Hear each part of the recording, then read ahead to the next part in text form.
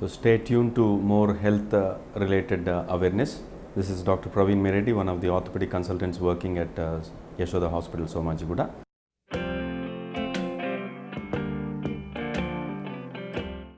So knee replacement longevity or life అనేది based on the patient body habitus, weight, అట్లాగే number of cycles which are going through the joint. ఇవి main important factors. అట్లాగే ప్రతి company which manufactures these implants వాళ్ళ company ప్రకారంగా వాళ్ళ laboratory test ప్రకారంగా వాళ్ళు దాన్ని అసెస్ చేసి ఎన్ని సంవత్సరాలు మన్నుతుంది అనేది ఒక రీసెర్చ్ చేసి ఎక్స్ట్రాపోలేట్ చేసి మనకు చెప్తారు. So most of the companies total knee replacement చేస్తే ఒక 15 to 20 years మినిమం వస్తుంది అని అంటారు. కొంతమంది ల్యాబొరేటరీ స్టడీస్ బేస్ మీద 30 years వస్తుంది అని చెప్తారు. ఇవన్నీ మనం పేషెంట్లో అవే క్లినికల్ రిజల్ట్స్ తీసుకురావాలంటే చాలా కష్టం అవుతుంది. సో మోస్ట్ ఆఫ్ ద పేషెంట్స్కి సేమ్ అందరం మనం నీ రీప్లేస్మెంట్ చేసినప్పుడు 15 to 20 years అని మనం ఎక్స్ప్లెయిన్ చేస్తాము. అట్లాంటి సిచ్యువేషన్లో కొంతమందికి 13-14 yearsకి అరిగిపోయిందంటే మళ్ళీ రివిజన్ అనేది అవసరం పడుతుంది. సే ఫర్ ఎగ్జాంపుల్ ఒక 60 yearsకి నీ రీప్లేస్మెంట్ చేసాం అనుకుందాం. వాళ్ళు బాగా హెల్దీగా ఉండి 75 yearsకి అరిగిపోయిందంటే మళ్ళీ రీడూ సర్జరీ అనేది రివిజన్ అనేది చేయాల్సి వస్తుంది. దానికి ఇంప్లాంట్స్ ఉన్నాయి. అయితే ప్రైమరీకి రీడూ సర్జరీకి ఏంటి అంటే ఉన్నదాన్ని మనం తీసి మళ్ళీ కొత్తగా పెట్టాలి కాబట్టి టైం ఎక్కువ పడుతుంది. స్పెషల్ ఇంప్లాంట్స్ అనేది వాడాల్సి వస్తుంది. అట్లాగే బోన్ లాస్ అనేది ఎక్కువగా ఉంటుంది. ప్లస్ ఫంక్షన్ కూడా ఓవరాల్గా ప్రైమరీకి వచ్చినంత ఫంక్షన్ రివిజన్కి రాదు. ఎందుకు అనంటే జాయింట్ కొంచెం స్టిఫ్నెస్ అనేది ఉంటుంది.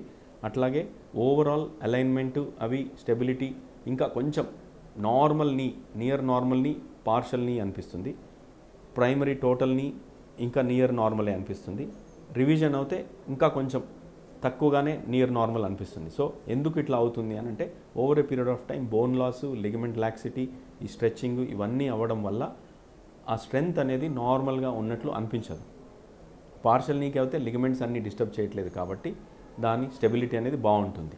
అట్లాగే టోటల్ నీ అని అంటే ఒక లిగమెంట్ అయినా అట్లీస్ట్ ప్రిజర్వ్ చేయడానికి ట్రై చేస్తాము. మధ్యలో ఉన్నది మెయిన్గా ఏసీఎల్, పీసీఎల్ గురించే మాట్లాడుతున్నాము. కొలాటరల్స్ ఏ సర్జరీలో కూడా వాటిని ముట్టుకోము. అన్లెస్ బోన్ లాస్ ఉండి లిగమెంట్ బాగా డ్యామేజ్ అయిందంటే రివిజన్ సినారియాలో అట్లాంటి సిచ్యువేషన్ వస్తుంది. So most of the time primary knee replacement Indian company or foreign company అనేది మనం మాట్లాడుకుంటే సిఈ మార్క్ ప్రోడక్ట్స్ ఇండియాలో కూడా మంచి నీ రీప్లేస్మెంట్సే అవైలబుల్ ఉన్నాయి. But most of the Indian implants మన మార్కెట్కి వచ్చి ఒక 20-25 years అవుతుంది. అదే వెస్టర్న్ అయితే ఒక 40-50 years అవుతుంది. కాబట్టి వాటి ట్రాక్ రికార్డ్ మనకి ఇంకా బెటర్గా తెలుసు.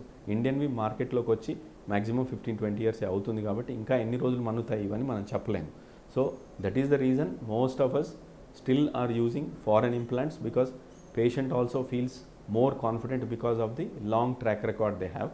అట్లాగే ఫారెన్కి ఇండియన్కి ఏంటి తేడా అని అంటే ఎక్కడ మ్యానుఫ్యాక్చర్ అవుతుంది, పాలీ క్వాలిటీ ఏంటి అంటే మధ్యలో ఉన్న ప్లాస్టిక్ క్వాలిటీ ఏంటి, ఇవి మెయిన్. ఇవన్నీ పక్కన పెట్టుకుంటే ఇది ఇంప్లాంట్ డిజైను, పేషెంట్ క్యారెక్టర్స్ పక్కన పెడితే ఇంకొక ఇంపార్టెంట్ ఫ్యాక్టర్ వేర్ లాంజివిటీ అంటే life of the process is dependent అంటే సర్జన్ ఎంత పర్ఫెక్ట్గా ఈ సర్జరీ చేశాడు అనే దాన్ని బట్టి కూడా ఇంపార్టెంట్ రిజల్ట్ మీద దానికి రోల్ ఉంటుంది. ఏ విధంగా సర్జన్ పర్ఫెక్ట్గా చేస్తే నియర్ నార్మల్ కెనమెటిక్స్ అంటాం. అంటే ఆల్మోస్ట్ నియర్ నార్మల్ నీలాగా అనిపించేటట్టు చేస్తే ఆబ్వియస్లీ దానిపైన లోడ్స్ అనేది అబ్నార్మల్ లోడ్స్ అనేది ఎక్కువ పడకుండా ఎక్కువ రోజులు మన్నుతుంది. So surgeon factors, patient factors and implant factors, ఈ 3 factors equally important life of the ప్రాస్థెసిస్కి.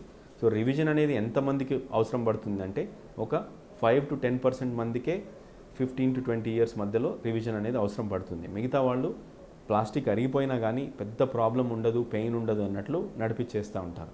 కొంతమందికి ఇన్ఫెక్షన్ అనేది రావచ్చు, కొంతమందికి జాయింట్ ఇన్స్టెబిలిటీ అంటే తొలగినట్లు అనిపించడము, పటుత్వం లేనట్లు అనిపించడము. సో ఈ 2 మెయిన్ ఫ్యాక్టర్స్. ఇన్ఫెక్షన్ ఒకటి, ఏసెప్టిక్ లూజనింగ్ అంటాము. అంటే ఇన్ఫెక్షన్ లేకుండా కూడా over a period of time మధ్యలో ఉన్న ప్లాస్టిక్ అరిగి ఆ బోన్ ప్లస్ ఈ ఇంప్లాంట్ మధ్యలో ఉన్న భాగంలో చేరుకొని అవి స్లోగా బోన్ని తినేస్తూ ఉంటాయి. సో ఇన్ఫెక్షన్ కాదు but non infective or aseptic loosening అంటాం. ఇది 2వ కారణము.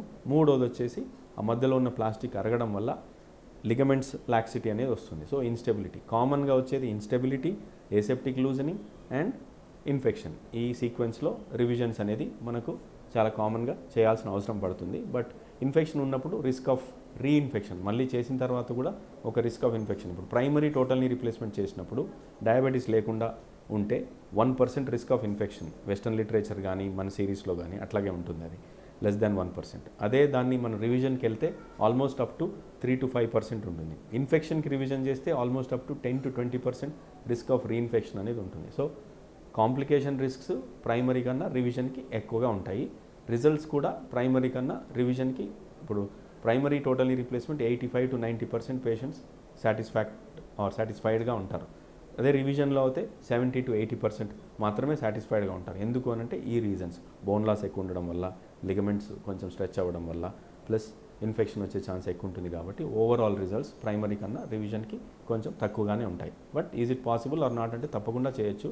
యంగర్ ఏజ్ గ్రూప్లో కూడా ప్రైమరీ చేయించుకోవచ్చు, ఎందుకంటే సఫర్ అవ్వడం కన్నా క్వాలిటీ ఆఫ్ లైఫ్ వస్తుంది, నడవగలుగుతారు.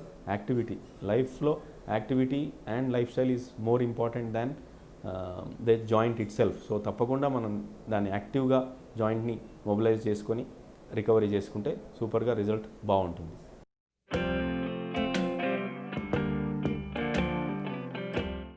So weight versus knee replacement, ఇది మంచి ఇంపార్టెంట్ టాపిక్. ఎందుకనంటే చాలామంది మనకు వెస్టర్న్ వరల్డ్లో కానీ ఇండియాలో కానీ ఒబెసిటీ అనేది ఈజ్ ఆన్ ద రైస్. అంటే ఎక్కువ మంది ఒబెసిటీ ఆర్ ఒబీస్ పీపుల్ అనేది over a period of time పెరుగుతూ ఉంది. ఆర్థరైటిస్ అనేది రావడానికి 2 మెయిన్ కారణాలు. ఒకటి lifestyle, 2 weight, body weight. ఎందుకంటే మన మోకాల మీద లోడ్ అనేది మనం నడిచినప్పుడు ఒకలాగా పడుతుంది, మెట్లు ఎక్కినప్పుడు దిగినప్పుడు ఒకలాగా పడుతుంది. కింద ఇండియన్ టాయిలెట్స్ ఇట్లా స్క్వాటింగ్ పొజిషన్లో కూర్చున్నప్పుడు, క్రాస్ లెగ్ పొజిషన్లో కూర్చున్నప్పుడు ఆ percentage of weight 5 times 7 times, మెట్లు ఎక్కినప్పుడు దిగినప్పుడు 7 times అవుతుంది. ఇండియన్ టాయిలెట్లు ఇట్లా యూజ్ చేసినప్పుడు 5 to 7 times బాడీ వెయిట్ మోకాల మీద పడుతుంది. సో వెయిట్ అనేది ఎక్కువ ఉన్నప్పుడు అరుగుదల అనేది ఫస్ట్ ఎక్కువగా కామన్గా వస్తుంది. సో అరుగుదల అయినప్పుడు దానికి సర్జరీ అనేది కొంతమందికి అవసరం పడుతుంది. బట్ ప్రాబ్లం ఏంటంటే weight loss is the first simplest treatment option. But చాలామంది పేషెంట్స్కి నేను నడవలేకపోతున్నాను, ఎక్సర్సైజ్ చేయలేకపోతున్నాను, మరి వెయిట్ ఎలా తగ్గగలుగుతాను డాక్టర్ అని వ్యాలిడ్ క్వశ్చన్ అడుగుతారు. సో అట్లాంటప్పుడు మెడిసిన్స్తో ఏమన్నా తగ్గించవచ్చా బరువు అనేది చాలామంది అడుగుతుంటారు. Generally my personal opinion is medicines కానీ సర్జరీ కానీ కాదు, ఫస్ట్ వెయిట్ రిడక్షన్ అనేది మన డయట్ అండ్ రెగ్యులర్ ఎక్సర్సైజ్ కొంతమంది లోడ్ చేసి చేయలేని వాళ్ళకి మనం ఎక్సర్సైజ్ అనేది సింపుల్ వాటర్లో వాకింగ్ కానీ సైక్లింగ్ కానీ ఇట్లాంటివి నాన్ ఇంపాక్ట్ అంటే లోడ్ పడకుండా ఇవి రికమెండ్ చేస్తాం. ఇవన్నీ చేసిన తర్వాత కూడా వెయిట్ తగ్గలేకపోతున్నాము అంటే అప్పుడు సర్జరీ అనేది ఆప్షన్ డిస్కస్ చేస్తాం. సర్జరీకి డిస్కస్ చేసేటప్పుడు 2 ఇంపార్టెంట్ పాయింట్స్ ఒబీస్ పేషెంట్స్కి చెప్తాము. ఒకటి వచ్చేసి వెయిట్ ఎక్కువ ఉన్నందుకు నెంబర్ ఆఫ్ సైకిల్స్ మోకాల మీద ఎక్కువ పడతాయి. అంటే మన లోడ్ బేరింగ్ అనేది బాడీ వెయిట్ మామూలు న్యాచురల్ జాయింట్లో ఎట్లా పడుతుందో అట్లాగే ఆర్టిఫిషియల్ జాయింట్లో కూడా ఎక్కువ వెయిట్ పడుతుంది. పడినప్పుడు ఒక నాన్ ఒబీస్ అంటే ఒక 65 kilos ఉన్న అతనికి జాయింట్ రిప్లేస్మెంట్ చేస్తే మనకు ఒక 15 to 20 years వస్తుంది అనుకుంటే, ఒబీస్ ఉన్న వాళ్ళకి ఇంకా తక్కువ మన్నుతుంది. అది ఎందుకు? Over a period of time ఆ ప్లాస్టిక్ అనేది మధ్యలో పాలిథిలిన్ అనేది తొందరగా వేర్ అవుతుంది. సో నెంబర్ ఆఫ్ సైకిల్స్ దానిపైన జాయింట్ పైన పడేదాన్ని బట్టి ప్లస్ బాడీ వెయిట్ని బట్టి ఆ మధ్యలో ఉన్న ప్లాస్టిక్ వేర్ అనేది ఉంటుంది. ఇది కాకుండా ఒబీస్ వాళ్ళకి మామూలు వాళ్ళకన్నా కాంప్లికేషన్స్ ఎక్కువగా వస్తాయి. లైక్ ఫ్రాక్చర్ అనేది ఎక్కువ అయ్యే ఛాన్స్ ఉంటుంది, ఎందుకంటే బోన్స్ కొంచెం వీక్గా ఉంటాయి. 1, 2 ఇన్ఫెక్షన్ అనేది కూడా మామూలు వాళ్ళకన్నా కొంచెం ఎక్కువగా రిస్క్ ఉంటుంది. ఒబీస్ వాళ్ళలో ప్లస్ డయాబెటీస్ ఉన్న వాళ్ళకి బోన్ డెన్సిటీ అనేది తక్కువ ఉంటుంది కాబట్టి ఫ్రాక్చర్ రిస్క్ ఎక్కువ ఉంటుంది. అట్లాగే ఇన్ఫెక్షన్ అనేది ఎందుకు అనంటే సాఫ్ట్ టిష్యూ ఫ్యాట్ అనేది ఎక్కువగా లేయర్స్గా ఉంటుంది కాబట్టి దాంట్లో హెమటోమా అంటే బ్లడ్ క్లాట్ అవ్వడము, అది ఇన్ఫెక్ట్ కావడము, ఇట్లాంటి రిస్క్ అనేది ఒబీస్ ఇండివిజువల్స్లో ఎక్కువగా ఉంటుంది. ప్లస్ యంగర్ ఏజ్ గ్రూప్ అంటే చాలామంది అడుగుతూ ఉంటారు, ఒక 40-45 yearsకి నీ రీప్లేస్మెంట్ చేయించుకోవచ్చా అంటే age used to be one of the criteria, but most of the modern philosophy is knee replacement అనేది 40-45 yearsకి అయినా పేషెంట్కి విపరీతంగా అరుగుదల ఉంది, సిమ్టమ్స్ ఉన్నాయి అంటే తప్పకుండా సర్జరీ చేయించుకోవచ్చు. బట్ పేషెంట్కి ఒక వార్నింగ్ ఏం చెప్తామంటే ఇది లైఫ్ లాంగ్ వచ్చే ఇంప్లాంట్ కాదు, ఎందుకంటే nothing lasts forever. Natural జాయింటే అంత తొందరగా అరిగిపోయిందంటే ఆర్టిఫిషియల్ జాయింట్ కూడా ఆ లోడ్స్ని పట్టే దాన్ని బట్టి తొందరగా అరిగే ఛాన్సే ఉంటుంది. సో 20-25 years వచ్చే నీ రీప్లేస్మెంట్ యంగర్ ఏజ్ గ్రూప్కి ఇంకా యాక్టివ్గా ఉంటారు కాబట్టి మేబీ 15-20 yearsకే అరిగిపోవచ్చు. సో అట్లాంటప్పుడు దాని రివిజన్ అనేది ఆర్ రీడూ సర్జరీ అనేది ఆప్షన్ ఉంటుంది. ఈ ఒక్క విషయం గురించి వాళ్ళకి చెప్తాం, ఎందుకంటే ఈ సిమ్టమ్స్ని పోస్ట్పోన్ చేస్తూ డిఫార్మిటీస్ ఎక్కువైపోయి తను స్ట్రగుల్ అయ్యి పెయిన్ ఇంకా ఎక్కువైపోయి ఈ సిమ్టమ్స్ అన్నీ భరించలేకుండా ఎందుకు కష్టపడాలనే ఉద్దేశంతో సర్జరీ రికమెండ్ చేస్తాము. అది ఇంకా పేషెంట్ తన decision after discussion about the risks and benefits ultimately వాళ్ళ డెసిషన్ ఉంటుంది. బట్ ఏజ్ కాంట్రాఇండికేషన్ అంటే ఏమీ లేదు అట్లాంటిది. మరి 20-25 ఇయర్స్కి చాలా ఆలోచిస్తాము చేయాలంటే. కొంతమందికి రొమటాయిడ్ ఆర్థరైటిస్ అని ఉంటుంది, కీళ్ళవాతం ఉన్న వాళ్ళకి ఈవెన్ 15-20 ఇయర్స్కే వాళ్ళ జాయింట్స్ పూర్తిగా డ్యామేజ్ అయిపోయి అరుగుదలని వస్తుంది. సో అట్లాంటి వాళ్ళలో అవసరం అనిపించినప్పుడు ఎక్సెప్షనల్లీ అట్లాంటి సిచ్యువేషన్లో చేయాల్సి వస్తుంది. లేదంటే జనరల్లీ 40-45 ఇయర్స్కి వీలుంటే పార్షల్ని లేదంటే టోటల్ని అనే ఆప్షన్ కూడా ఉంది. అట్లా అని చెప్పి నేను ప్రతి ఒక్కరికి 40-45 ఇయర్స్కి సర్జరీ అని రికమెండ్ చేయట్లేదు. బట్ ఎక్సెప్షనల్ సిచ్యువేషన్స్తో తప్పకుండా యంగర్ ఏజ్ గ్రూప్కి చేయాల్సిన అవసరం ఉంటే చేయాల్సి వస్తుంది.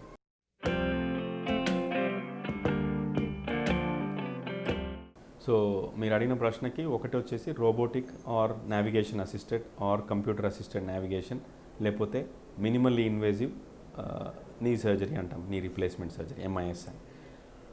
కీహోల్ ద్వారా అన్ఫార్చునేట్లీ నీ రీప్లేస్మెంట్ అనేది చేయలేము. బట్ మినిమల్లీ ఇన్వేజివ్ అప్రోచ్ అంటే చిన్న ఇన్సిషన్స్తో సర్జరీ అనేది చేయొచ్చు, అది ఒక ఆప్షన్. అట్లాగే మామూలు ఇన్సిషన్తో but using of special equipment like robot or a computer which helps you in navigating, అంటే మనకు ఒక గైడ్ లాగా పనిచేస్తుంది. ఏది ఎంత పర్ఫెక్ట్గా వస్తున్నాయి కట్స్, ఎంత బాగా మనం ఇంప్లాంట్స్ని పెట్టగలుగుతున్నాము. సో దీని స్పెషల్ సిచ్యువేషన్స్ లైక్ ఆల్రెడీ పేషెంట్కి ముందు పైన ఫ్రాక్చర్ అయ్యి డిఫార్మిటీ అంటే కాలు ఇట్లా బెండ్ అయి ఉన్నప్పుడు, మోకాళ్ళ దగ్గర సర్జరీ చేసేటప్పుడు ఆర్ ప్రీవియస్ ఇంప్లాంట్స్ ఉండడం వల్ల మనం ఇంట్రామెడ్యులరీ జిగ్స్ అనేది అంటే రాడ్స్ లోపల బోన్ లోపల పెట్టలేకుండా ఉన్నప్పుడు ఈ స్పెషల్ సిచ్యువేషన్లో రోబోట్స్కి డెఫినెట్లీ రోల్ ఉంది. సో బెస్ట్ సిచ్యువేషన్ ఏంటి అని అంటే మనకు సర్జన్ మంచి వెల్ ట్రైల్డ్ సర్జన్ ఒకటి మోస్ట్ ఇంపార్టెంట్, దాంతోపాటు ఎక్స్పీరియన్స్ ఒకటి ఈక్వల్లీ ఇంపార్టెంట్, అండ్ పద్ధతిగా చేయగలిగే సర్జన్ కావాలి. అది does or more important than the robot or the computer assisted navigation. వీటికి రోల్ ఉందా లేదా అంటే తప్పకుండా రోల్ ఉంది in special situations and in complex situations. So robot use చేయడం తప్ప అంటే కానే కాదు, ఎందుకంటే it's got its role. However easily available అంటే కాదు, కాస్ట్ ఎఫెక్టివ్ అంటే ప్రస్తుతానికైతే కాదు, ఎందుకంటే it is very expensive to use a robot or a computer assisted navigation. And the whole team should be గేట్ అప్, అంటే మనం ఒక్కరమే కాదు as a surgeon, scrub nurse దగ్గర నుంచి అసిస్టెంట్స్ దగ్గర నుంచి ఎవ్రీబడి షుడ్ బి గేట్ up. And the theatre setup also ఒక ఫాస్ట్ టర్న్ ఓవర్ రేట్ తీసుకురావాలి అంటే ఇట్లాంటి స్పెషల్ సిచ్యువేషన్స్లో బిగిన్ చేసినప్పుడు కొంచెం డిలే అవుతుంది. So what is the long term results of whether it is computer assisted are robotic assisted అంటే రిజల్ట్స్ వైజ్ అంటే క్లినికల్ రిజల్ట్స్. ఇప్పుడు మనం ఎక్స్రే పర్ఫెక్ట్గా ఉండడం ఒక ఎత్తు, అట్లాగే పేషెంట్ ఎక్సర్సైజ్ చేసుకొని మంచి ఫంక్షన్ తీసుకురావడం ఇంకొక ఎత్తు. సో లాంగ్ టర్మ్లో ఈ రోబోట్ కానీ కంప్యూటర్ కానీ వాడినప్పుడు పర్ఫెక్ట్గా లుకింగ్ ఎక్స్రే వచ్చినా కానీ క్లినికల్గా రిజల్ట్స్ ఎట్లా ఉంది అనేది మనకు ఈక్వల్లీ ఇంపార్టెంట్. ఎందుకంటే పేషెంట్కి లాంజివిటీ మనం అందరం ఏం ప్రయత్నం చేస్తున్నాము, ఈ ఆర్టిఫిషియల్ జాయింట్ని near normal or near natural function ఇచ్చేటట్లు ఫస్ట్ ట్రై చేస్తున్నాం, ప్లస్ ఎక్కువ రోజులు మన్నడానికి మనం అందరం పోరాడుతున్నాం. సో ఈ రెండింటికి ఆన్సర్ మనకి ఇంకా వచ్చిందా అంటే అన్ఫార్చునేట్లీ ఇంకా రాలేదు. రోబోట్ వాడినా కంప్యూటర్ వాడినా మాన్యువల్ అంటే without any of these technology వాడినా పెద్ద difference in the long term outcome లేదు అని స్టడీస్ ఎస్పెషల్లీ కంప్యూటర్ అసిస్టెడ్ నావిగేషన్కి వచ్చినాయి. రోబోటిక్ వచ్చి అమెరికాలో ఒక 10 ఇయర్స్ అవుతుంది, ఇండియాలో వచ్చి ఒక 2-3 ఇయర్స్ అవుతుంది. బట్ లాంగ్ టర్మ్ రిజల్ట్స్ ఇంకా మనకు తెలియదు, ఇంకా ఏమన్నా బెటర్ ఇంప్రూవ్డ్ అవుట్కమ్స్ ఉంటాయా లేదా అని. బట్ ఇంతవరకు చేసిన నావిగేషన్ అసిస్టెడ్ స్టడీస్లో మాత్రం నార్మల్కి నావిగేషన్కి పెద్ద తేడా ఏమీ లేదు.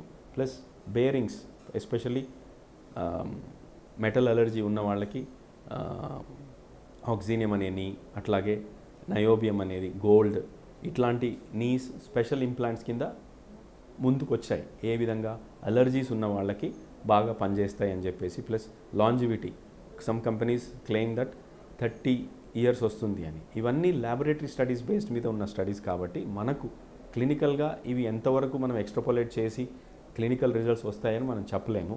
సో ఏ కంపెనీ నీ అయినా కానీ, గోల్డ్ కానివ్వండి, ప్లాటినం కానివ్వండి, ఆక్సినియం కానివ్వండి, it's not just the bearing surface, as a set surgeon factors, patient factors and implant factors. మనం బ్యూటిఫుల్ సర్జరీ చేసినాక patient can fail us when he doesn't do exercise, especially in knee replacement compare to hip. In knee you need lot of exercise for the first 6 weeks at least. అవి చేయలేకపోతే మనం ఎంత super implant పెట్టినా కానీ మనకు result అనేది క్లినికల్గా extrapolate కాదు. So అట్లాంటిది కానప్పుడు మనము గోల్డ్ కానివ్వండి, ఆక్సినియం కానివ్వండి, normal cobalt chrome alloy with titanium plus polyethylene bearing కానివ్వండి, రిజల్ట్ మంచిగా ఉండదు, ఎప్పుడు పేషెంట్ కానీ సర్జన్ కానీ కోఆపరేట్ చేయకపోతే, సరిగా చేయకపోతే. So technology is definitely we all need to move on with technology. తప్పకుండా మనం కొత్తదాన్ని పాజిటివ్గా తీసుకొని ముందుకెళ్ళాలి. But at the same time మనము లాంగ్ టర్మ్ రిజల్ట్స్ తెలియనప్పుడు కొంచెం కేర్ఫుల్గానే పేషెంట్కి ఎక్స్ప్లెయిన్ చేసేటప్పుడు కరెక్ట్గా కమ్యూనికేట్ చేసి దాన్ని మనము హైప్ చేయకుండా మామూలుగా ఎక్స్ప్లెయిన్ చేసే చెప్తాము. ఇట్లాంటి న్యూ టెక్నాలజీ వచ్చినప్పుడు లాంగ్ టర్మ్ రిజల్ట్స్ మనకు అవైలబుల్ లేవు కాబట్టి ఇది బాగానే పనిచేస్తుంది, కానీ ఎన్ని రోజులు మనకు 30 ఇయర్సా 20 ఇయర్స్ అని గ్యారంటీ అయితే చెప్పలేమనే ఉద్దేశంతోనే పేషెంట్కి క్లియర్గా కౌన్సిల్ చేసే ఇట్లాంటి new technology are new implants ఉన్నప్పుడు వాళ్ళకి ఎక్స్ప్లెయిన్ చేసే మనం ప్రొసీడ్ అవ్వడం సబబు.